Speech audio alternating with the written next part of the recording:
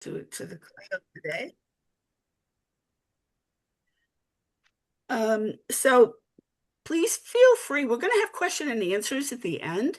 Please feel free to enter your questions while you're thinking of them in the chat, and we'll get to them at the very end if that's okay with everybody. And hopefully you'll get the answers during the session, but if not, we'll certainly address them then. And if your question is of the personal nature, what we find is it's not a yes or no answer. You need a lot of information to make your best decisions. So if you need more time, Jay or I will certainly do a Zoom call with you and help you get the best answer that you can. I'm always available as a resource. And I'll introduce you to Jim Monty shortly, and then we'll talk about all the resources that we have for you today. So this is more relaxed. This isn't a presentation. It's just conversation. Both Jay and I in our work, we find that, and actually Jim also, Jim is a, what's the proper title, Jim, that I should give you a, Let me get off mute. Sorry about that. yeah, no. No, I'm a certified senior advisor, so help seniors navigate the landscape when it comes to figuring out senior housing. Okay, so Jim is going to be one of our guests in the future events. And so I wanted to just make sure that everybody, this is just a big overview today, and then we're going to get very specific in the future events that we're doing or in this series. And my hope today is that one small piece of information can change everything, as we all know. And that alone is worth your time for today. It's designed to give you quality information. There are no two families or two people that are exactly the same. There's nothing cookie cutter about any of us. So we have to have the full information of all the people, all the pieces that are involved to make the best decisions. And this isn't just for seniors. This is for anyone. This is for 30-year-olds planning their life. Jay is going to give us great information on making sure that your assets are secure. And hopefully I can give you a heads up on real estate of the do's and don'ts of that. And we'll be talking about different things along the way. Probably the most important part that I feel is that a decision should be made, if you can, plan it way in advance. Because when that time comes, anytime, whatever it is, your daughter is in an accident and now her husband and family need your help. Whatever the situation is, you want to do it calmly and think it through before what if. Do the what ifs way before, because during that time, you won't even have you won't have a brain cell left. It is so overwhelming. And this is what we're hoping that the series will bring to you, is that you have time to put all of these things in place and just make sure that some of these conversations are hard to have with your parents. That it might be time that you want to, that it's time that maybe you need to downsize your house. They've lived in their house for 50 years. All of their memories are there. So it's a hard decision, and only they can make that. And I wanted to equate, how we sometimes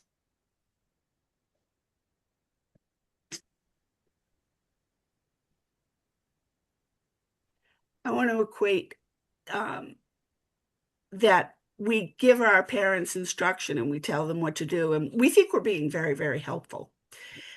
But remember when you were a teenager and you were 13, 14, and your parents always gave you the advice, and you really didn't want to listen to it. You just wanted to do whatever you wanted to do. Do you remember how that felt? Well, that's what your parents feel. And they don't want to lose the control any more than you wanted the control then. So it's very important to be very mindful of all of that. One of the most important things that I find, and I'm going to pass it over to Jay, is that when we have a real estate transaction, someone comes to me and they say, I'm ready to sell my parents' house. They're in assisted living now. It's time to sell their home. But they didn't put things in place so that they can just do that. And I want to have, just because you have a will, that doesn't mean everything's in place. And I think most people have the feeling that it is, but it's not enough. And there's just a few steps that you can take to make sure everything is all set. And I'm going to give it to Jay now to talk about the differences. And this is where he and I work very closely together and what the difference is in me helping you and him helping you. Thank you, Nancy. And by the way, Nancy's being very, very humble. For those of you who don't know, Nancy has really taken the lead on this initiative and kind of putting together this series. And God bless her, she's already got all the topics built out from now all the way through December 17th. And I'm sure she'll be putting that information out there. So if you want to know what you're going to be doing on Thursday, August 27th, you're probably going to be sitting here, hopefully listening to her presentation about when memory changes enter your life. And so she's done a lot of work to put this together. So I appreciate her taking the lead on that. So thank you, Nancy. Thank you. So I'm in the doghouse a little bit. I'll be honest with everybody. I'm in the doghouse a little bit at the house with my wife because Nancy's presentation today is about your next chapter and planning for the years ahead and talking about what your future is going to look like. I did not let my wife know that that we're selling our house. And I met with a realtor up here in Boston, and we have a place in the Cape as well, but I met with a realtor. I signed a listing agreement. My wife was at work. She came home, saw the sign. Oh We my had God, never Jay. talked about it. So she's a little fired up about it. And so I'm in the doghouse. Now, full disclosure, I just made that story up. Okay. But here's the point of making that story up.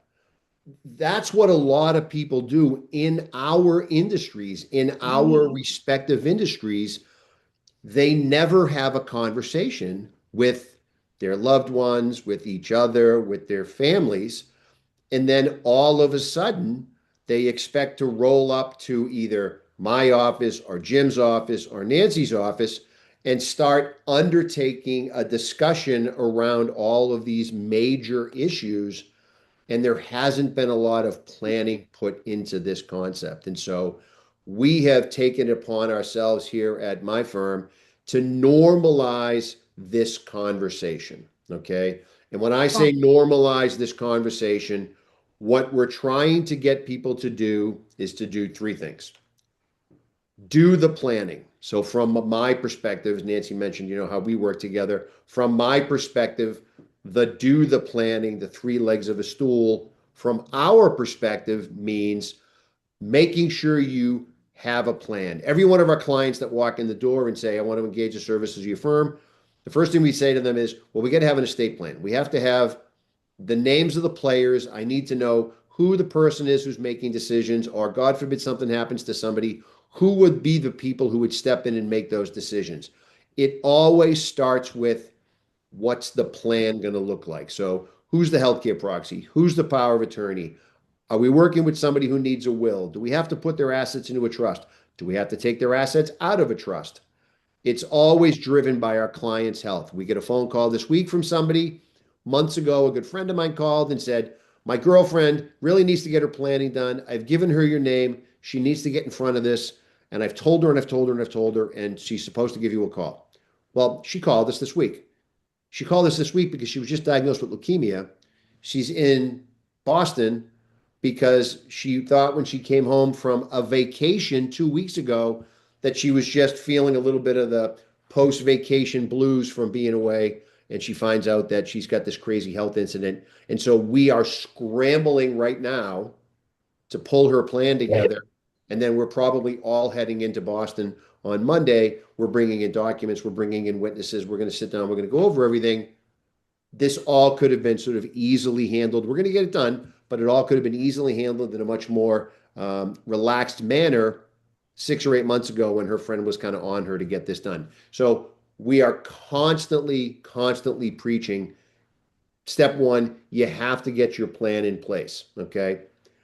Step two, we're constantly preaching, especially more recently. We've really started to take this position recently, which is you should get your plan in place and you should also put your team in place now. If you think at some point down the road, you might want to avail yourself of Jim's services, go see Jim now. Talk to him now. Bring your kids, bring your family, bring your spouse. Have these conversations when there's no urgency to have these conversations. There's no pressure. It's a lot less stressful. You can go and you can take your time figuring out what you want to do. I just mentioned that example about putting my house on the market and potentially putting me in divorce court, which is what it would have done. The idea is, we're having a conversation. What does downsizing look like? What does making the change look like? What does making renovations to our home look like? Is it sell the house? Is it make upgrades to the house? Is it look at other senior living options? What do those pieces of it look like? And then start working with those people now. If we were going to sell the house, let's talk to Nancy. Let's find somebody that we like to work with. She knows the market. Jim knows his marketplace. We can figure out who we should be talking to now and make the introductions together so that if something ever happens, the kids can say, hey, you know what? Mom loved working with Nancy. Mom loved working with Jim. Mom loved working with Jay. Dad loved working with Jay. We've already made the connections. So you're not, these people become your team. You've got somebody in the financial space. You've got somebody in the real estate space. You've got somebody in the legal space. You've got somebody in the care management space. Just make the connections because everybody sort of interplays personality-wise differently with different people. Some people might like working with us. Some people might not find my personality a liking or a fit with theirs. They might want somebody who's more serious, less serious. They just might not hit it off.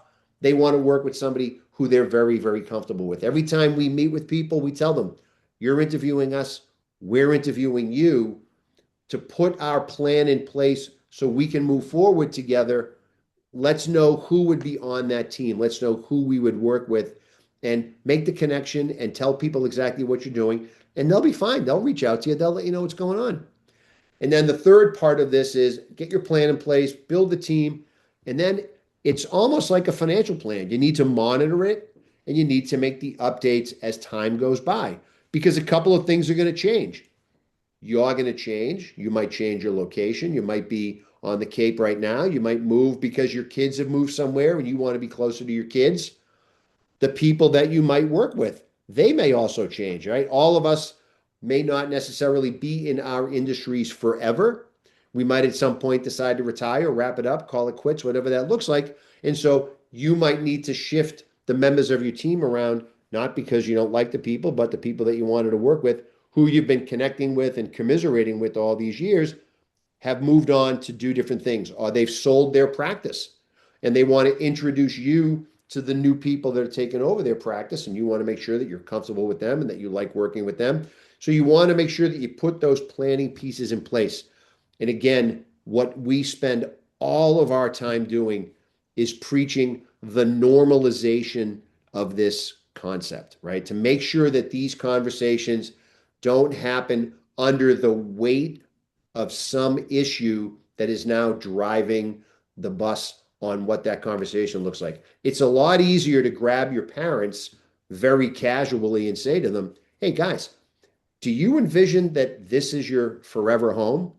And they might say, you know what?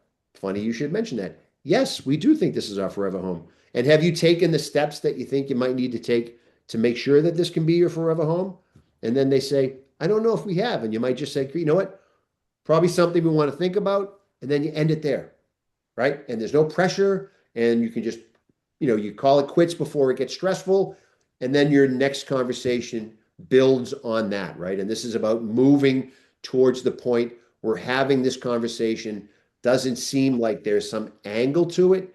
It really comes off as this is about collecting information and collecting wishes and then making sure that we can honor those wishes. Because we've had lots of folks who will say, look, Jay, no matter what, I am not going to a nursing home. And the kids will look at me and look at the parents and say, where are you going to go if you need care? Because you can't move in with us. Either we don't have the space, we don't have the footprint, our lifestyle just doesn't allow for it. And then the parents are under the illusion that, well, I thought that that's what we were going to do. And the kids look at them and say, we never had that conversation. Well, they don't have the relationship. Some parents don't have the relationship with their kids where they'd even want them living in the house, right? So this is what we're asking people to do when we talk about planning ahead.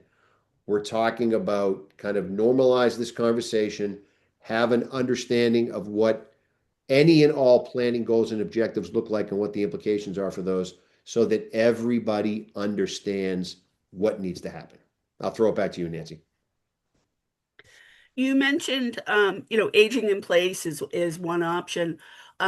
We I'm one of those, and Mindy, my colleague, is on the line here too.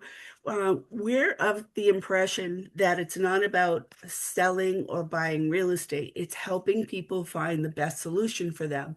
Because maybe we can't help you, but you're going to say what a great experience you had with us, and then you're going to refer us.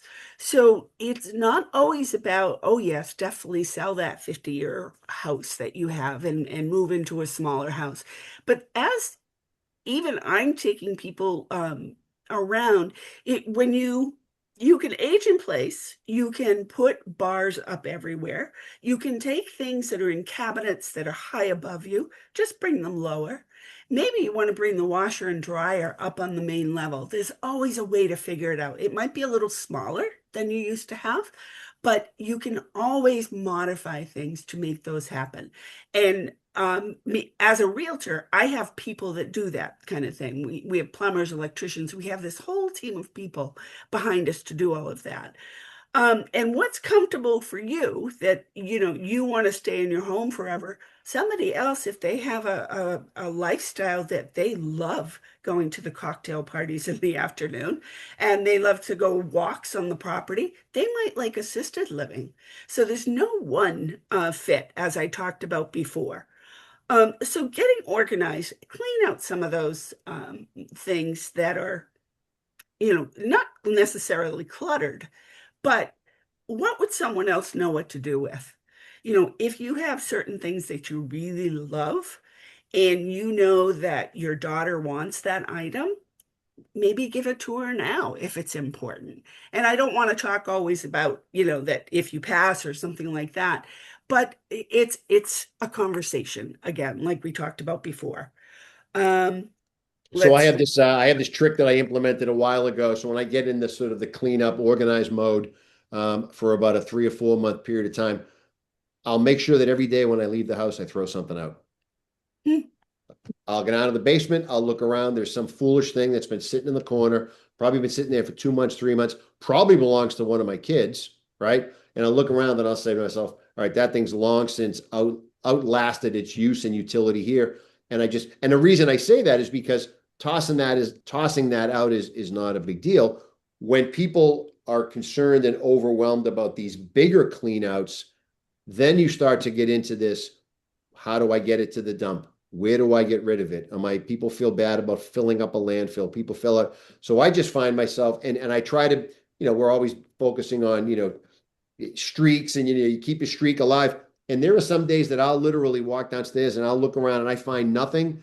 And there'll be an empty cardboard box or there'll be some foolish little thing. But to keep the streak alive, I'll grab it, walk out the door, toss it in the bucket and say, you know what? That's it. I kept my streak alive. And then tomorrow I might go down and I might have a little bit more mojo and I might grab something that's much bigger and say, hey, we have a big old wooden, remember those old wooden kind of like these country type barrels. Used to be a barrel, you put a plastic bag, right? Made of pine, perfect for the wood pile, perfect for the burn pit. That's the type of thing that I might tackle on a Wednesday when I'm feeling a little bit more ambitious and get things moving. So it's not a huge undertaking. It's planning ahead. It's getting rid of a lot of this stuff. So if anybody wants some old Christmas items, let me know. I got boxes of them downstairs. I'm happy to drop them off.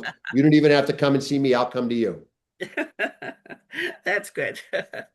There's also companies to help you with that. There's companies that will help you declutter, take things away. You know, you have the donate pile. I'm keeping this pile, and they will literally have someone come in and take them away for you. There is a cost, of course, but if that's your style, then that's the way to do it. But if you Yeah. start early, we can't stress enough to start early. I know that we're going to be talking about wills in the future and moving into trust, but I really feel that I would like to give everybody just a taste of the difference between a will and a trust Sure. and what scenario it is. And I don't think we can talk about this enough. So we spend a fair amount of time with our clients talking about what we call probate avoidance strategies. Okay. Simply put, probate is court supervised distribution of somebody's assets when they pass away. That's really what it is. And to make it super simple, the example we use is, if you own a $50,000 bank account, it's at Bank of America, pick anywhere it is, and something happens to you, and there's no name on the account, there's no joint owner, there's no beneficiary, then someone's going to go into the bank and someone's going to say to the bank, hey, look, I'd like to get a hold of this $50,000 here. We see this a lot. This is real. People actually go in with the will. They bring the will in and they go to the bank manager and they say, I got this will here. It says right in the will that I'm the executor and I just need to tap into that $50,000 account so I can pay some bills. And the bank is going to say, well, we're sorry for your loss. We're not in the will business. We're in the bank business. So you need to take that will off to the probate court. You go, right? Barnstable County. And then they will, when you run through their process, they will give you a piece of paper with a judge's signature on it. That will let you come in here and tell us what to do with the $50,000. We'll give it to you. You'll put it in a state account, and then you'll follow the wishes as outlined in the will. That's the process for an account that's in somebody's name alone. The same exact process applies to a piece of real estate. If you own your home in your name alone, something happens to you, someone's going to want to call a broker. They're going to want to call Nancy and say, I need to list that house for sale. And Nancy's going to say, great. Whose name is the house in? Well, it was in my mom's name. She's passed. Okay, great. Is the house in a trust? No, it's just in her name alone. Same exact story. Run off to the probate court, jump through all the hoops at the probate court. Will, no will, it doesn't matter. The key is the house is just in someone's name alone. To get yourself appointed at the probate court, that could take 2 to 3 months, maybe longer if there's a couple of hiccups in the process, if there's a family dynamic at work that makes things a little bit tension filled. But that's the process. You have to get yourself appointed as the executor. And then, and only then, can you hire Nancy to list the house, to get it ready for sale. You're in a holding pattern until you get your permission slip from the probate court to do something as an executor. Okay. Assuming you have a will. And hopefully in your will, there's language that says power of sale. I have the ability as the executor to sell the house. If you didn't have a will, you'd have to get a license to sell. More time in the probate court, more money, more cost, more expense.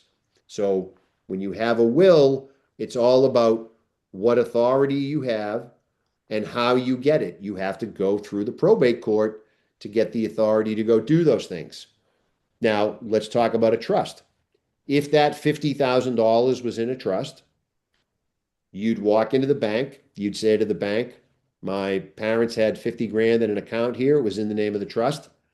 The bank would say, are you the successor trustee? And the person would say, yeah, here's a copy of the trust. Here's a document that shows that I'm the successor trustee.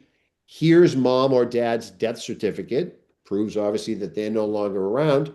The bank would say, fill out these forms, and here's your $50,000. Okay? Super straightforward. Same thing with the piece of real estate. If the house is owned inside a trust, something happens to mom and dad, the phone call to Nancy goes something like, I got a piece of property. I need to sell it. I need to put a listing agreement together. I need to hang a sign out there. Nancy says, well, who's the trustee of the trust? I'm the new trustee. Mom and dad aren't around anymore. The trust moves me up.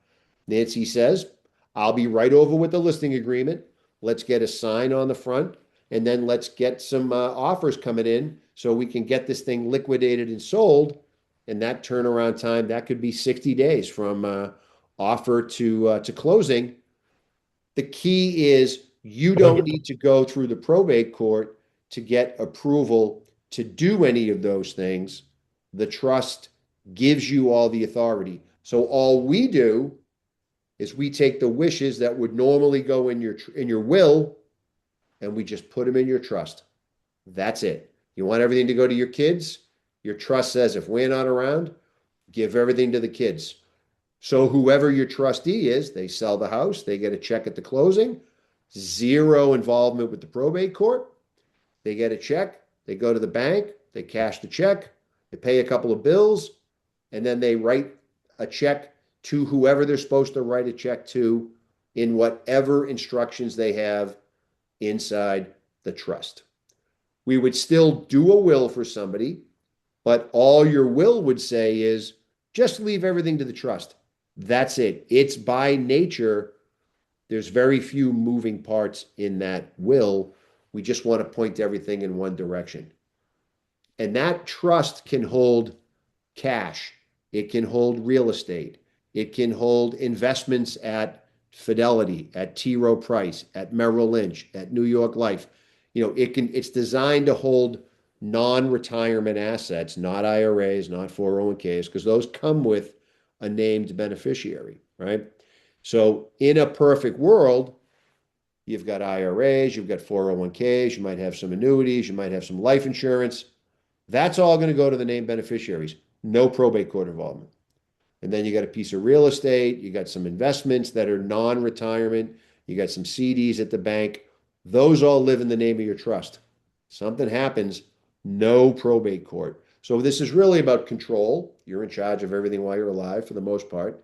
And then it's about making the administration, planning ahead, right? So that somebody's not carrying the expense of real estate while they're waiting to get appointed as the executor. We've had clients who have had reverse mortgages, home equity lines, and the banks are not that forgiving when the owner of the home isn't around anymore. So if you're muddling through trying to get yourself appointed, to get yourself access to the authority to sell a house or a piece of real estate, the bank is only going to wait so long. And then they're going to start a foreclosure proceeding because they're worried about protecting their interest, right? So now you're battling two things. You're battling the probate court, which unfortunately is where things tend to move very, very slow, right? Things don't happen really fast in the probate court.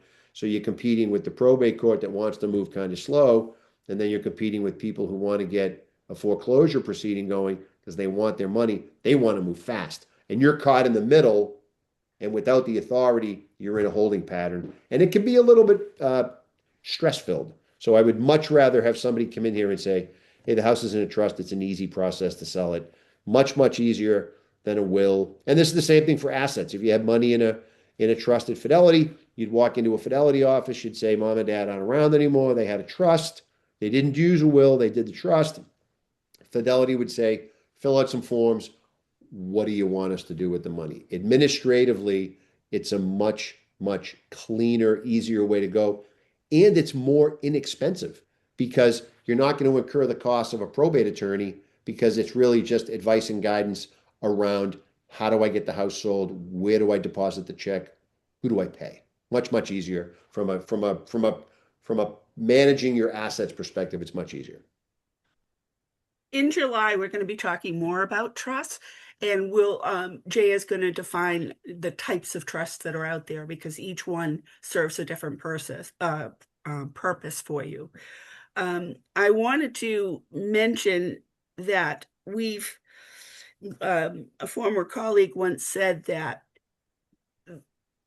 pretend you have 1,000-piece puzzle and you just spread it all around the house. Some is at the safety deposit box, some is somewhere else. And when you are not prepared or planned, all these pieces are just everywhere. And so I'm going to introduce Wendy, and she is going to explain. She wrote a book that I think is absolutely amazing.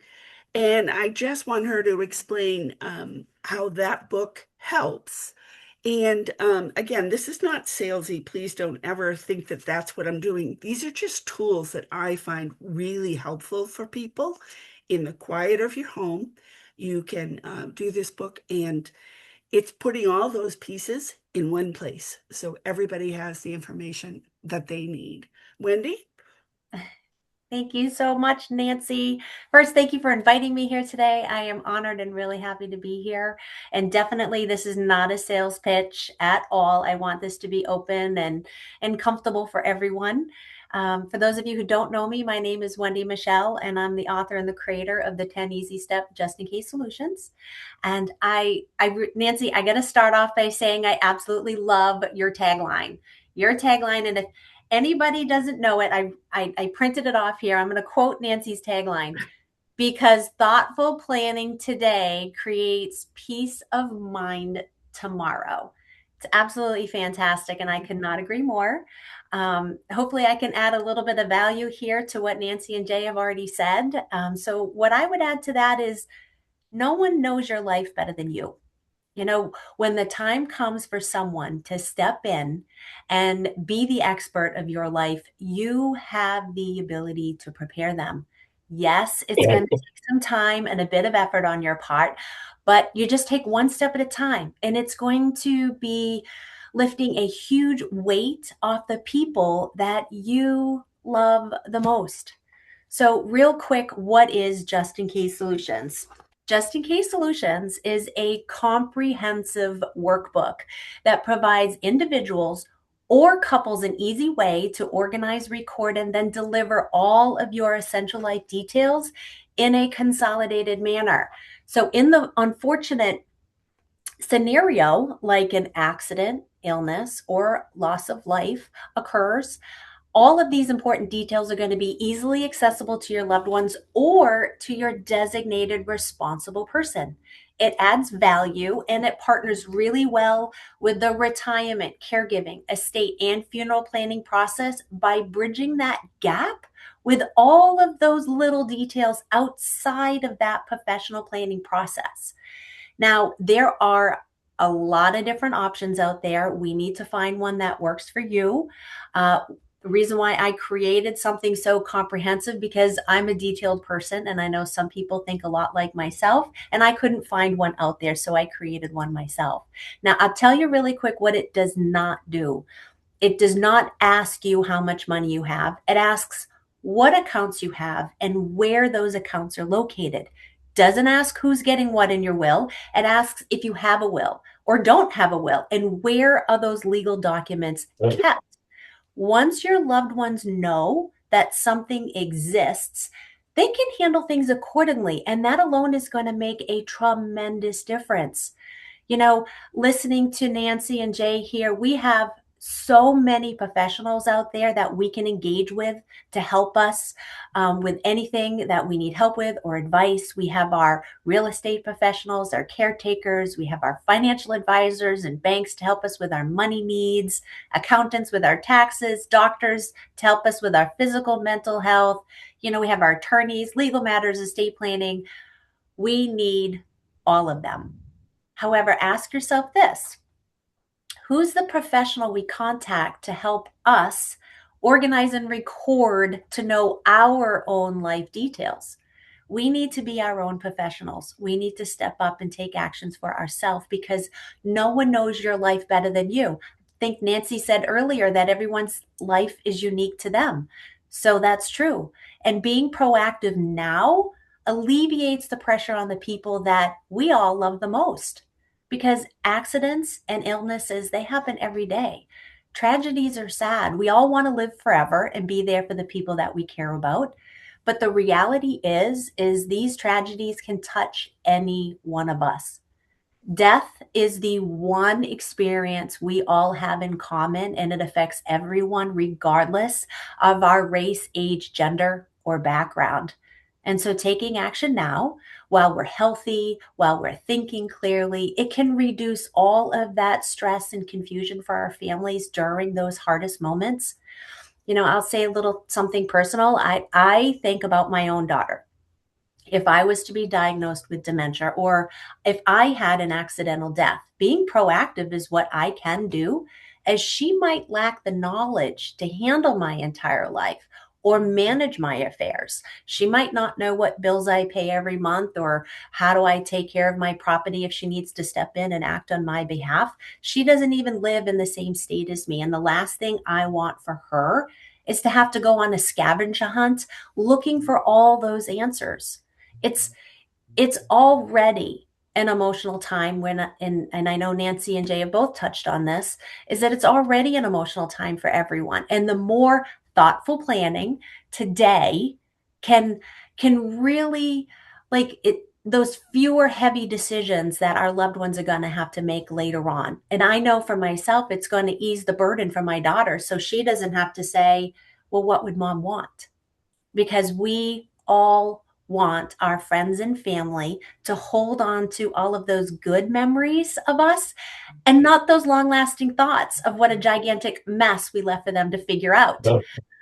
Huge benefits of being proactive. It gives us the peace of mind today. It helps our loved ones shift their feelings of grief to gratitude, or otherwise they are left putting their hands on their heads, saying statements like, what do I do now? Where do I start? And how do I know if my uncle has a safe deposit box? I mean, those questions I hear are absolutely endless. And sometimes it's the little things, whether it's an unexpected accident, illness, or loss of life, or maybe just recently I've had a lot dealings with divorce, trying to locate those essential documents, changing account registrations, even managing those everyday tasks on top of, what you're currently doing every day. It can be emotional, it can be confusing, and it can be incredibly overwhelming. We need to ask ourselves, what can we do now to make things easier for the people that we love the most down the road? Jay had already mentioned that a number of people never discuss their estate plan with their loved ones. And I would guess an even higher percentage does not share anything about those little important details. And that silence often causes stress later. And let's face it, okay, many of us avoid these conversations. We procrastinate. We hesitate for all sorts of reasons, right? It's fear, discomfort. It causes anxiety for you or your loved one. Some folks, they don't want to lose control. Okay. This topic is awkward, right? None of us want to talk about it. It can be uncomfortable, especially if we are trying to avoid that potential conflict with someone that we love. But doing nothing can make things much harder later on. And then, has anyone experienced this where maybe one person in the family, they are ready to talk and they really want to talk about it all the time, and the other person is just like, nope, they don't want to talk about it. They shrug you off. I mean, they want to dismiss the topic entirely. That struggle is personal and it is real, but so are the consequences of doing absolutely nothing. I mean, let's not forget about the pandemic and how it affected all of us. I mean, loved ones were not even allowed in the hospital. If you were to become weakened for an extended period of time, we need to push all of those roadblocking feelings aside to do what is best for our loved ones in order to help ourselves. I mean, I'm sure Nancy and Jay and Jim, we all hear all these stories that everyone is sharing with us. I mean, I continue to be amazed about how many people open up to me, a complete stranger, about their fears, their stories, their medical struggles. Wendy, I don't know how to change my beneficiaries. What is a TOD? I don't understand this paperwork. I don't know. I'll just deal with it tomorrow. They avoid doing these things because it's difficult and it's uncomfortable, and they avoid sharing it with the people who love them the most. And so I want to end with this, because if I can touch on even one person, if you were the person who usually handles a certain task at home, maybe you're the one who pays the bills, or you're responsible of taking care of all the pets, their medications, their vet appointments, or you're the only one that knows how to work the security system, or maybe it's your swimming pool maintenance. I mean, the list of these little tiny things go on and on. Maybe you're the one spouse that only handles the financial planning. Oh, no, my spouse does that. I don't need to know. Take the time to teach your partner or your loved one how to do it. If they don't want to learn and they're shrugging you off, please write it down. They can reference it later. That simple step of just writing it down can shift their feelings of anxiety, panic, grief to those more positive emotions like appreciation, relief, and yes, gratitude, simply because you left a clear, detailed instructions, a roadmap for them to follow. Yes, a will, a trust, all those legal documents, and an estate plan, they are extremely important, but it doesn't cover everything. And sometimes it's those little small overlooked details that give people the biggest headaches. I mean, I had someone just the other day was looking for a I forget what they call it. It's like a lock for the toolbox on the back of a pickup truck. And if they just knew where that key was located, it would have saved this poor woman hours and hours of heartfelt frustration. So, recording essential details now is something that we can do. And if you're not ready to talk about it, that's okay. You can at least start the process privately, taking one step at a time at your own pace in the comfort of your own home. And going back to Nancy's tagline, because thoughtful planning today creates peace of mind tomorrow. Thank you, Wendy. Thank You're you so welcome. much. Thank you. It's an absolute pleasure to be here, and I can't wait to be a part of more lunch series and learn more from the both of you. Fantastic. Thank you. I wanted to bring up another resource that we have, and this is the Cape Cod Senior Resource Group. And actually, Wendy, Jim, and Jay and I are all members of this group. And this book is so invaluable. This one, the next one, I think is going to be like 40 something pages. This comes out once a year. You can go to the website as well.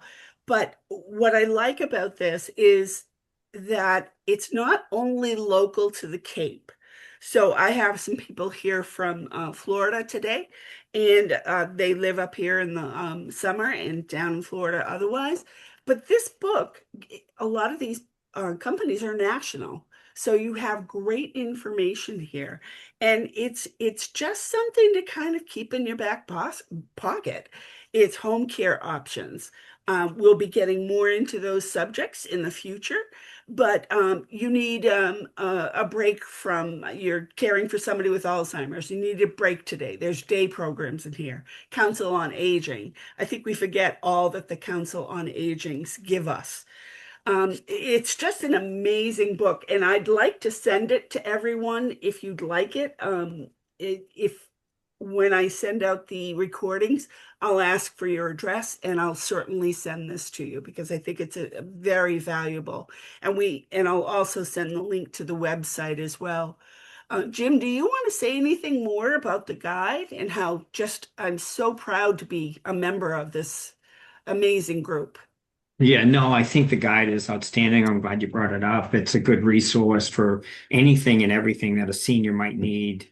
And all of us are part of that resource group, but it gives you an opportunity to kind of look at a book and get the details for anything from, to your point, home care, cleaning services, any type of support service a senior might need is in the guide.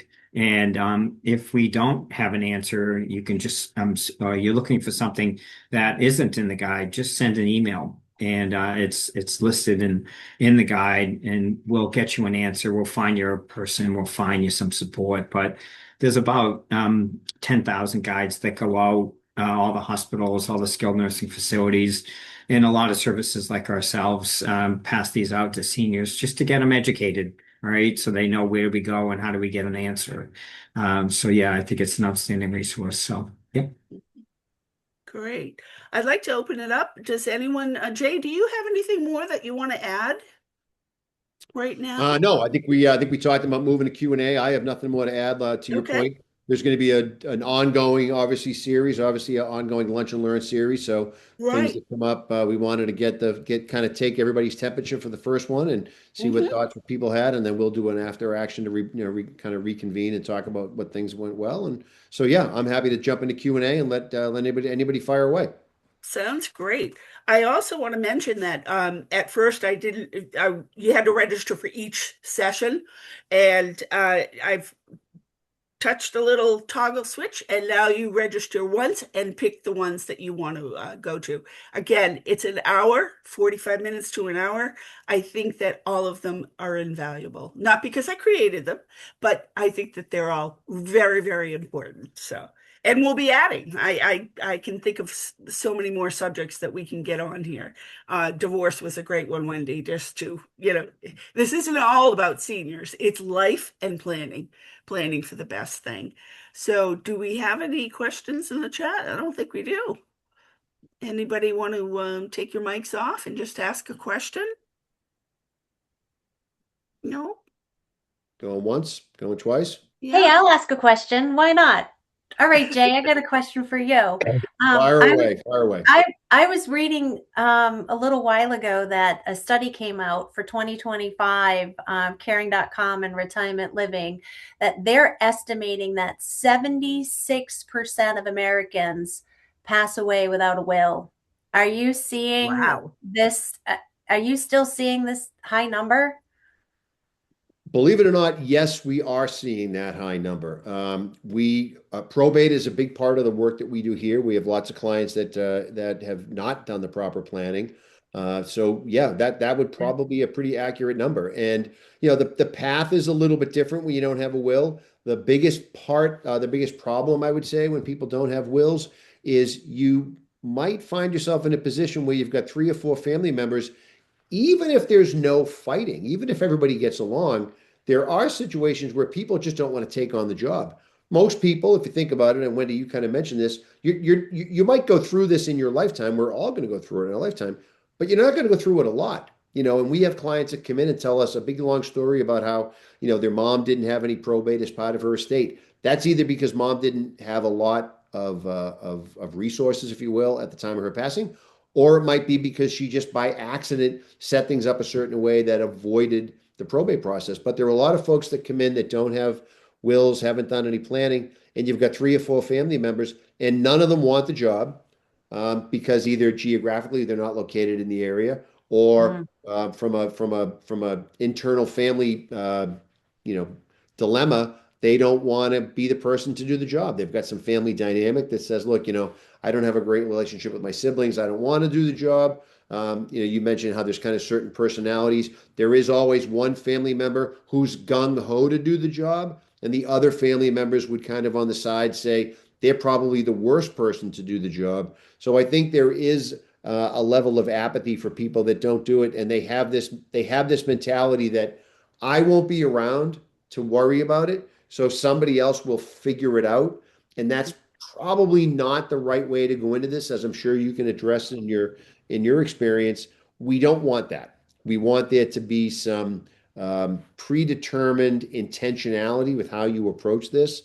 And we've talked about this with clients, whether it's a couple who have been married 53, 63 years.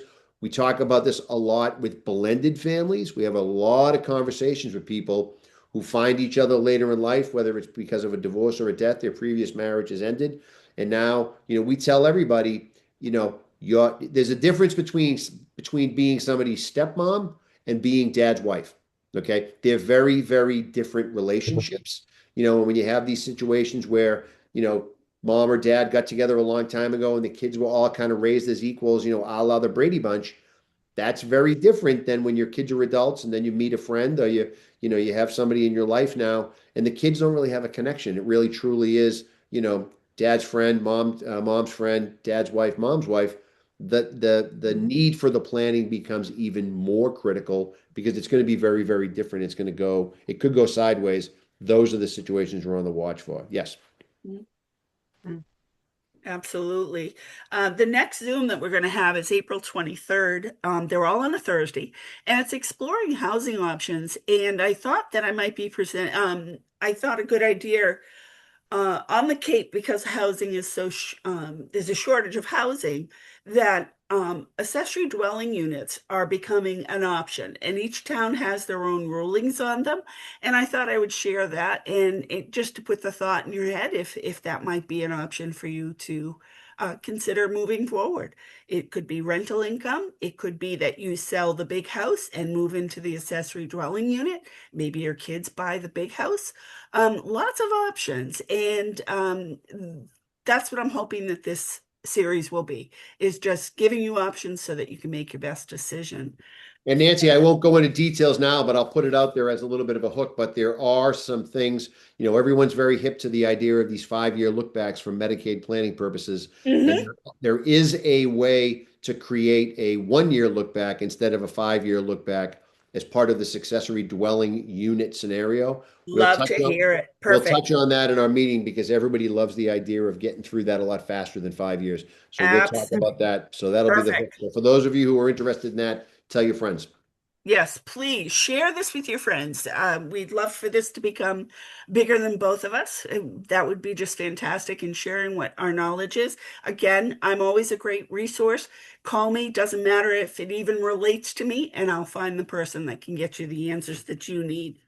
If you can't make a call for some reason, register, and then that way you'll be on the list to get the recording, and at least you won't miss all the information. I thank everybody for coming today. You've made me proud, and I look forward to seeing you next time. Thanks, everybody. Have a great Thank week. you, everybody. Thank Happy you. Fridays Thank Eve. you. Bye, Danny. See you later, Nancy. Bye, Nancy. Bye. Okay, end this call. Yeah, I got the same problem trying to say. I know. I'm leaving you now. Bye. I got it.